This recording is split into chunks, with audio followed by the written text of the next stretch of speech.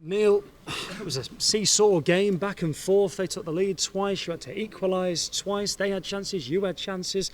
Their keeper made good saves, your keeper made good saves. By the end of it all, was 2-2 about right, a draw? I think when you probably look back at the chances, you might say it was. I'm frustrated because I felt, we controlled large spells. We got in some great areas, worked our way through the pitch. I think it was a contrast. They got in behind us a few times and got their chances. We, got in great areas, building up through some of the patterns we like to use. I suppose when you're 2-1 down, chasing a game with last 10 minutes, you're happy with the point. But I'm also feel like it was 2 drops. I'm disappointed with particularly their second goal. First goal, you can't do nothing with it. It's an absolute worldie. The second goal, we got away with one right on half time, and we just said to the boys, we try and hold a high line, and then you say, but you've got to drop on the last step. The last step that the guys are about to take, you all drop together. And we didn't. And then we come out in the second half and we said it to them at half time, make sure you drop, stay with your men.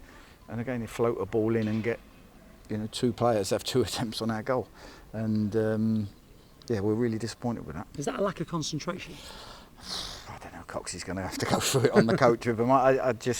I don't know. We said it at half time. Lads, you can't hold a line. You have to, once that ball leaves his foot, no one can be offside. You have to drop on his last step, and protect that space between you and the goalie. And we didn't. And the lads are fuming. I come in, they're all going nuts at each other and going nuts about himself. And Ben Turner's holding his hand up because he felt it was his man. But we do it together. We don't, have a blame culture, and we're disappointed with that. And at the end, we get raggedy when we're chasing the game a little bit, and they have a couple of good chances then.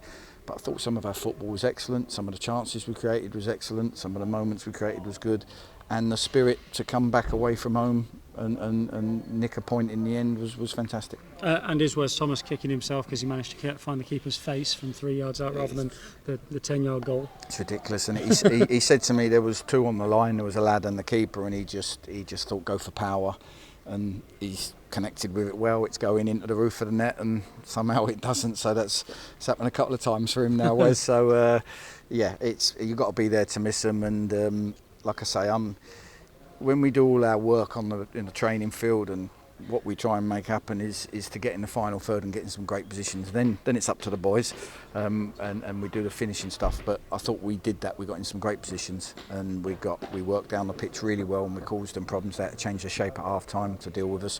So there's loads of positives there.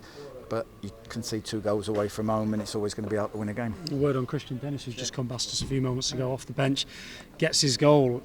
You say Wes Thomas tends to get himself in these positions as often as he can and finds that, but then sometimes the finishing can let him down, whereas Christian Dennis is the finisher but maybe doesn't get in the positions as much as Wes Thomas. There's a striker there somewhere. And we hummed and hard whether to keep all 3 forwards on and play 3 up, but we just felt we were moving through the thirds really, really well with the shape as it was. So we just thought, let's go with Deno because he is that fox in the box, and he is the sort of person that just thrives on them moments that we create. And it's a lovely little dink ball from Mitch, and we didn't rush it. We were patient in the build-up, and it's a lovely little dink ball, and great finish from Deno, which is great. A few weeks ago, I think it was Bromley away, you were saying that you were losing games that you should have drawn and drawing games that you should have won. Today, I guess, would have been one of those situations had you not got the draw, because you should have drawn that game. And I guess, does that show progress? Perhaps. Like I said in the press on Thursday, I'm not getting carried away with us. We've got a lot to prove. I think I hope the fans that come to watch enjoy watching us. I enjoy watching us a lot more than I did last season when we moved through the thirds well. We have got to consistently do it, and if we don't get beaten our next 2 games and maybe pick up another 3, 4, 6 points, whatever it happens to be, then that's progress. That would be progress, because we're going 4, 5, 6 unbeaten, and that's the sort of things we need to do in this league. Could be a point that gets better with time. Yeah, away from home, any point's a good point away from home, and particularly when you're falling behind. The concerns are conceding 2 goals away from home.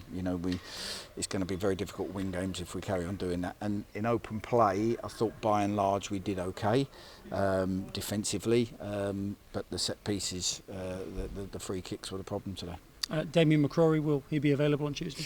Don't know. He stayed behind with the other physio with Matt, and he's putting him through his paces just to see whether it's on a bike or a rower, just to try and build it. But we're confident of Saturday.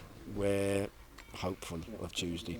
Will Michael Doyle come straight back in from suspension? He'll come back into the reckoning. Yeah, he'll come back into my thoughts and contentions. I've got a decision, me and Coxie will have a chat, we've got a decision to make, whether we freshen it up with a 3-game week, whether we stick with the same team, and there'll be discussions we'll be having over a cup of tea in the flat. One final thing I wanted to ask you, I nearly forgot. No goalkeeper on the bench again today. I understand previously it would have been like Jim O'Brien maybe if there was an injury. Who would be the goalkeeper who would have gone in net today, say Sam Slocum got injured? Good question. There's a few that are putting their hands up who fancy themselves. Really? So when that moment Who's comes, putting their hands up? I want to know. I'm not going to name names. There's a few though, but it's a good question. It's one that we've discussed, and I think it's one of them. I hope none of us ever find out.